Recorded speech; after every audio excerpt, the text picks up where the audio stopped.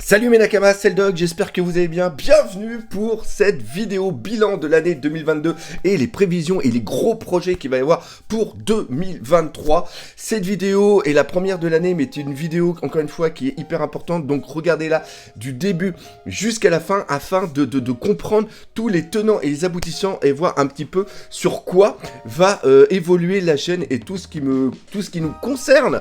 Parce qu'il va avoir vraiment besoin de votre aide et c'est un truc vraiment que je veux qu'on partage ensemble. Alors déjà la première chose, hein, on va déjà faire la première chose, c'est que je vous souhaite à toutes et à tous une très bonne année 2023, c'est-à-dire la santé, le bonheur, le plaisir, la réussite, tout ce qu'il faut pour vous et votre famille et tous les amis, les Nakamas que vous connaissez. Je vous souhaite vraiment le meilleur pour cette année 2023. Bon, ça c'est la première chose. Maintenant, la deuxième chose, c'est que on va essayer de structurer cette vidéo, c'est-à-dire que on va parler des projets. Il y a deux gros projets. Le projet que je vous parle depuis l'année dernière, qui a pris un petit peu de retard, et on va voir pourquoi ça a pris du retard, mais ça avance concrètement. Un autre projet qui date d'avant le Covid et qui a été annulé à cause du Covid, je vais justement pouvoir vous en parler aussi. L'évolution, la grosse évolution qu'il faut faire au niveau de la chaîne, peut-être aussi partir sur d'autres réseaux et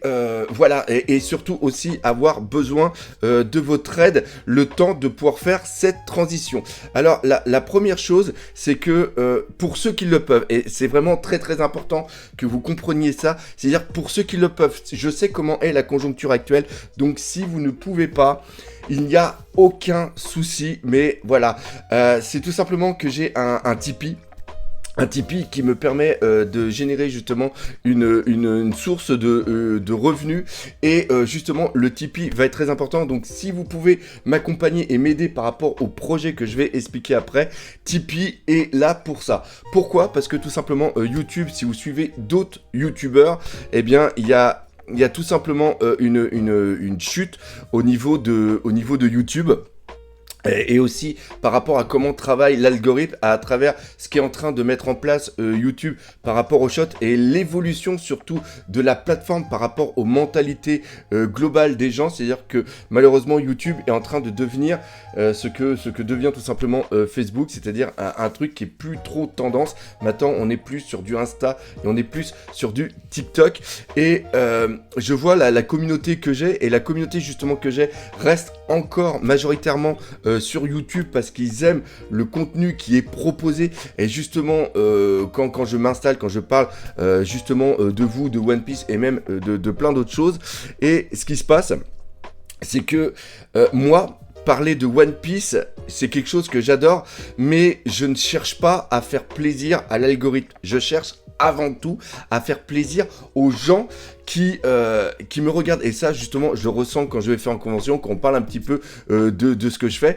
Et ce qui est vraiment très important pour moi, c'est de continuer à parler de ce qui est à côté de One Piece, c'est-à-dire de tout ce qui va être les documents d'animation, les vidéos que j'avais commencé justement à faire un petit peu, les collections, les vidéos de figurines, des trucs que vous voyez justement derrière moi. Et ça, malheureusement, c'est pas quelque chose qui plaît au niveau de YouTube, c'est pas quelque chose qui plaît au niveau de l'algorithme. Donc à partir de là, la chaîne est beaucoup moins mise en avant, et donc je sens que j'atteins un plafond de verre où je suis arrivé à 140 000 abonnés. Je visais les 50 000 abonnés l'année dernière et je les ai pas atteints parce que je sens que la chaîne reste à un certain niveau. Et donc à partir de là, il faut que je bascule dans autre chose, mais il ne faut pas, je n'ai pas envie de faire des vidéos seulement que pour faire des vues. J'ai envie de faire des vidéos surtout pour faire plaisir à ceux qui me regardent et aussi à me faire plaisir à moi. Et donc si je suis obligé de faire des formats que je n'aime pas, ça va se ressentir et ça serait en un sens un petit peu me trahir et surtout vous trahir. Et c'est là où on va arriver sur le premier projet qui va être hyper important pour la chaîne et même pour la communauté One Piece française, je pense. C'est que tout simplement, je veux être dans le Guinness des records. Il existe un thème One Piece, c'est-à-dire c'est la plus grosse collection One Piece et c'est un Chinois qui la détient. Alors pour l'information, le premier Guinness, le premier record qu'il a eu au niveau des collections, c'est tout simplement un Japonais qui l'a eu en ayant 5656, donc ça fait 56, c'est par rapport à Luffy. Donc ça, à la rigueur, c'est un record qui était facilement battable, sauf que, et ça c'est en 2019, et sauf qu'en 2021, eh bien, il y a eu une personne qui a réuni plus de 20 000 objets sur One Piece. Et 20 000 objets comme ça, eh bien, ça peut sembler peu, mais c'est vraiment énorme. Et donc, l'année dernière, je me suis dit, ok, je vais m'attaquer sur ce record. Et c'est quand j'ai décidé de m'attaquer sur ce record que j'ai vu tout le travail qu'il y avait à faire en amont, c'est-à-dire regarder tout ce que j'ai référencé. Et à partir de là, j'ai énormément sous-estimé le travail. Ce qui se passe, c'est que j'ai contacté le Guinness. La première étape a été validée et maintenant, il faut que je répertorie les 21 000 objets, parce que je vise les 21 000 objets One Piece que je possède. Et ce que j'ai derrière moi, ce n'est seulement que le haut, justement, de l'iceberg.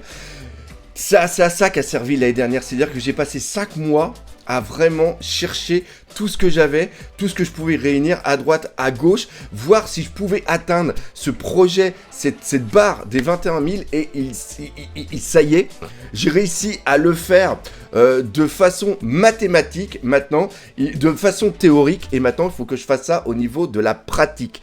Et je dois faire ça pour le mois de mars, et vous n'imaginez même pas le travail que c'est. Et donc, à partir de là, je me suis dit, j'ai un Tipeee qui... c'est-à-dire que j'ai dans l'optique de faire justement une petite démarche semaine par semaine, un petit peu filmer cette aventure de comment on va arriver justement à essayer d'avoir ce record au niveau du Guinness. Et j'ai eu l'idée justement de ceux qui me soutiennent sur Tipeee, eh bien, il va y avoir un lien qui va être marqué, et si vous me soutenez sur Tipeee, eh bien, vous aurez chaque semaine les vidéos à l'état brut de comment je vais évoluer au niveau de ce record. Mais ceux qui ne peuvent pas me soutenir parce qu'ils ne le veulent pas, ou tout simplement qu'ils ne le peuvent pas, vous inquiétez pas, ces vidéos vont, après vous allez les avoir sous une sorte de vidéo cheminement, la course, le voyage jusqu'au Guinness des records. Et c'est un truc que je vais monter, qu'on fera une belle vidéo plus tard, le jour où j'atteindrai, j'espère, ce record du monde de la plus grosse collection One Piece. Parce que ce que je me dis, c'est que au niveau, quand on voit l'engouement qu'il y a au niveau de la communauté, et il y a eu une très très belle évolution au niveau de la communauté, et ça m'a fait très plaisir. Pour ceux qui sont au courant, j'ai fait justement un live avec d'autres youtubeurs, et il y en a d'autres qui sont prévus justement aussi avec d'autres youtubeurs. Et bien, moi j'ai toujours aimé collectionner, ça fait plus de 10 ans que je collectionne One Piece, et j'ai envie de mettre cette collection, ce projet, c'est aussi pour ça l'évolution de la chaîne qu'on va en parler juste après, pour que ce record du monde, ça soit un Français qui l'est, parce que sans vouloir nous jeter des fleurs, quand je regarde un petit peu ce qui se passe à droite, à gauche, sur d'autres territoires, on a vraiment un noyau de passionnés qui est absolument dingue, et je veux qu'on ait ce record. Alors par contre, ce record n'est seulement que la première étape, parce que je pense que le chinois, vu ce qu'il a, j'ai vu sa collection en vidéo, c'est un truc de fou, et le jour où il verra qu'il y a une autre personne qui a le record, et bien lui, il va vouloir le dépasser. Et je pense que ça sera, dans le fil des prochaines années, vraiment une course à savoir qui aura la plus grosse collection. Mais enfin ça j'en parle justement dans les autres vidéos. Donc ça c'est la première chose, ça c'est le premier projet, c'est essayer d'arriver à avoir le record du monde de la plus grosse collection One Piece. Donc ça c'est la première chose.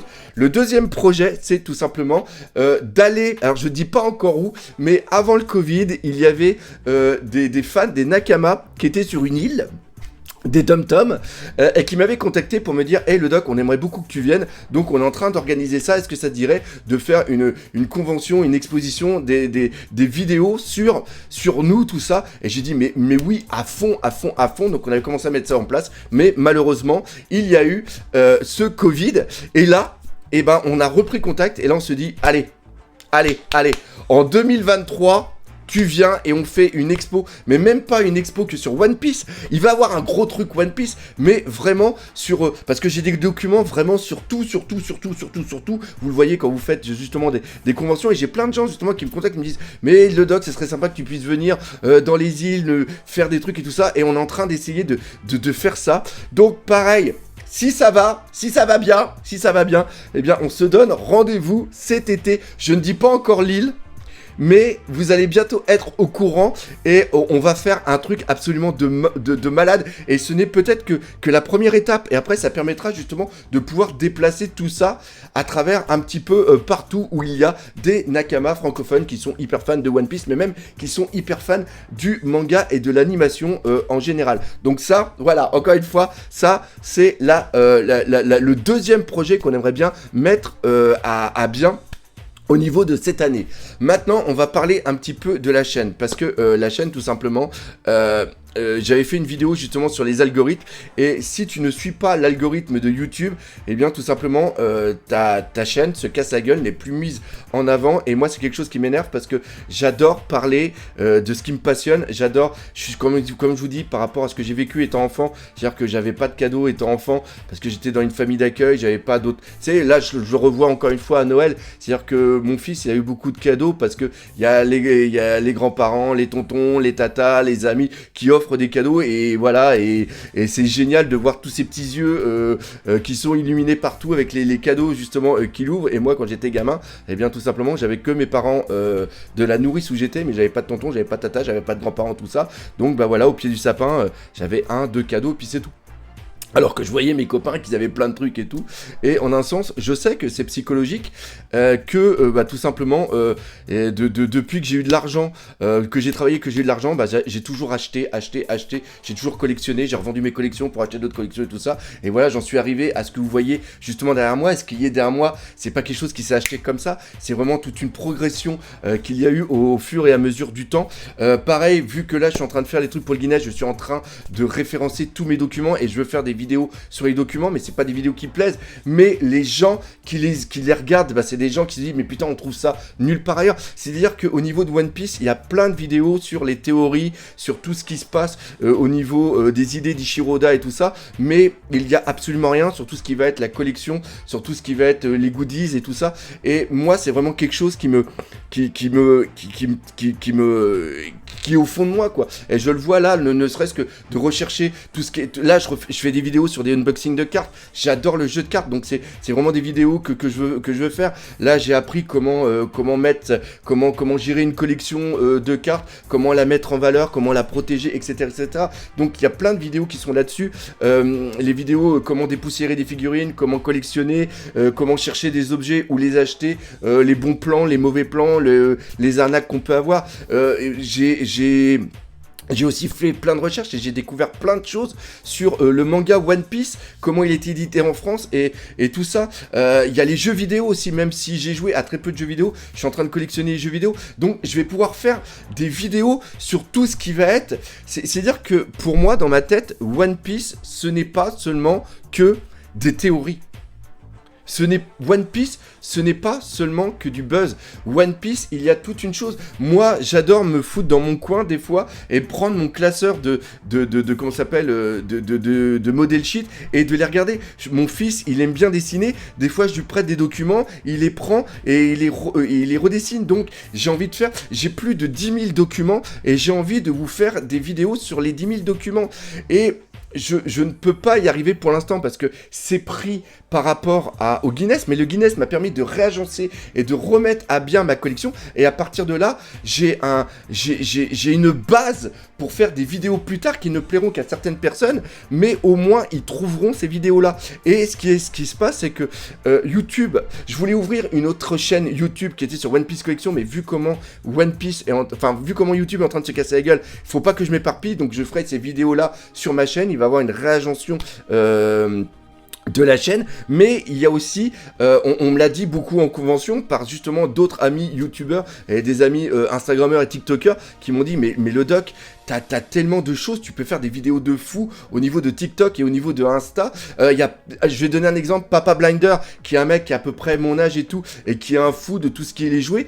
Archeo Toys aussi, eh bien, il